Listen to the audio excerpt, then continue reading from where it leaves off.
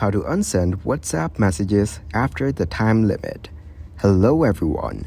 In this video, I will show you how to unsend WhatsApp messages after the time limit.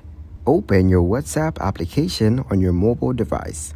Tap on any chat where you send the message you want to unsend. Once you're in the chat, find the specific message that you want to unsend. Press and hold onto that message until you see a menu appear. In the menu, you will notice that only the Delete for Me option is available. This means that the message will be deleted from your device, but it will still be visible to the recipient.